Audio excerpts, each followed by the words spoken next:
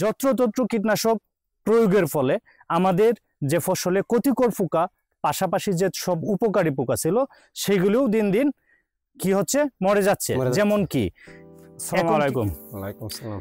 আসলে আমরা প্রতিনিয়ত দেখতে পাই যে আমাদের ফসলের জমিগুলোতে কারণে অকারণে কীটনাশক ব্যবহার করা হয় থাকে।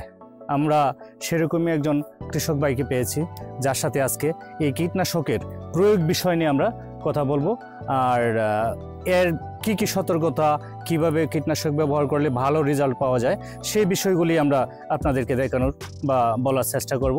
আশা করি সে পর্যন্ত সবাই সাথে থাকবেন। আচ্ছা ভাই, আপনি শাহেদ ভাই তাই না? কীটনাশক প্রয়োগ করতেছেন, কেন করতেছেন আপনার জমিতে কীটনাশক প্রয়োগ? যে পোকামাকড়, অনেক পোকামাকড়। আপনার জমিতে কি পোকা হয়েছে? এই মাজরা পোক। হ্যাঁ, মাজরা পোক আর অনেক জাতের পোকার। সেইটা অনেক জাতের পোক হয়েছে। আসলে কি আপনি কোনো পোকা দেখছেন আপনার ক্ষেতে?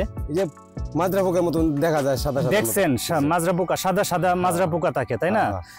যাই হোক, আমি জানি না আপনি কিভাবে জানছেন যে সাদা সাদা মাজরা পোকা দেখা যায়। আচ্ছা, আপনি এই যে কীটনাশক দিতেছেন না, কীটনাশক ব্যবহার করার সময় বা স্প্রে করার সময় কিছু সতর্কতা অবলম্বন করা উচিত। আপনারা কি সেগুলি করেন? যেমন আপনারা দেখতেছি মুখ খালি, হ্যাঁ, বা হাতে যদি কাটা থাকে তাহলে কীটনাশক ব্যবহার করা যাবে না, বা অবশ্যই মাস্ক পরতে হবে। এগুলি কি আপনি জানেন? জানি, অবশ্যই। তো আমরা বেশি একটা করি না, বিষয় একটা করেন না। আপনি কি জানেন যে এই সতর্কতামূলক ব্যবস্থাগুলি না করলে আপনার বড় ধরনের মৃত্যুর ঝুঁকি হইতে পারে?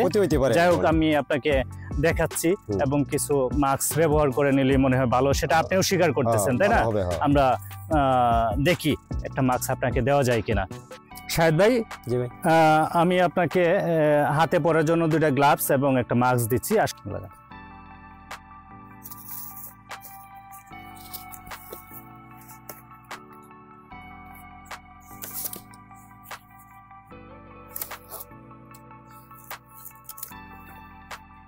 শাহেদ ভাই, এখন আমরা আপনার গায়ে যে জামা ছিল আমরা জানি যে কীটনাশক প্রয়োগের সময় অবশ্যই মাস্ক ব্যবহার করবেন। মাথাটা গামছা দিয়ে বেঁধে নেবেন। আগে আপনার গামছা ছিল না, মাস্ক ছিল না, এবং হাতে সম্ভব হলে যদি কোথাও কোনো ধরনের আঁচড় বা কাটা থাকে তাহলে গ্লাভস ব্যবহার করবেন।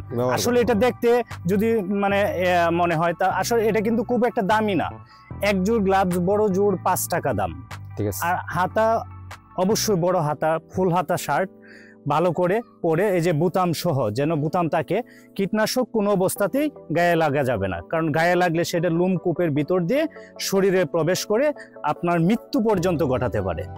আশা করি কীটনাশক প্রয়োগের সময় অবশ্যই আপনার নিজের সতর্কতা অবশ্যই অবলম্বন করবেন। কোনো অবস্থাতেই এই যে প্রখর রৌদ্রে বিষ বা কোনো ধরনের কীটনাশক স্প্রে করা যাবে না। অবশ্যই সেটা বিকালবেলা স্প্রে করতে হবে। ঠিক আছে? ঠিক আছে। প্রচন্ড রোদে কখনোই। আর যদি কখনো বমি বমি ভাব আপনার দেখাই দেয় তাহলে তাড়াতাড়ি ডাক্তারের শরণাপন্ন হবেন।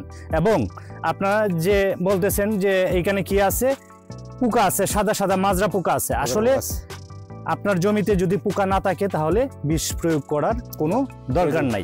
যে আপনারা অনেকেই করেন কি, যে বিষ দিয়ে যাতে পোকা না আসতে পারে।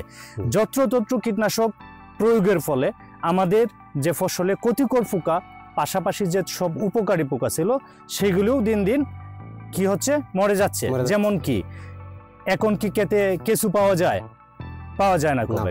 ব্যাঙ পাওয়া যায়, মাকড় পাওয়া যায়। এই আমাদের যে এরপরে আরো এরকম অনেক আছে, ক্যারাবিট বিটল, লেডিবার্ড বিটল, এরকম অনেক পোকা আছে যেগুলি আমাদের ফসলের ক্ষেত্রে থাকে, কিন্তু সেগুলি দিন দিন যত্র ইচ্ছা কীটনাশক ব্যবহারের ফলে সবগুলি ধ্বংস হয়ে যাইতেছে। যেমন ভালোটা মারা যায়, খারাপটা মারা যাইতেছে, পাশাপাশি ভালো পোকাগুলো মারা যাচ্ছে। সুতরাং আমি অনুরোধ করব, কীটনাশক প্রয়োগের আগে অবশ্যই আপনার এলাকায় নিয়োজিত অথবা উপজেলা কৃষি অফিসে কৃষি কর্মকর্তাগণের সাথে পরামর্শ করে অবশ্যই কীটনাশক প্রয়োগ করবেন ইনশাআল্লাহ। ঠিক আছে ভাই, ভালো থাকবেন। এবং পরবর্তীতে এই কীটনাশক ব্যবহারে সবাই আরো সচেতন হবেন সেই আশাবাদ রেখে আজকে এইখানে শেষ করছি। পরবর্তীতে আরো কোনো নতুন পদক্ষেপ নিয়ে আপনাদের সাথে কথা হবে। সে পর্যন্ত সবাই ভালো থাকবেন। আসসালামু আলাইকুম।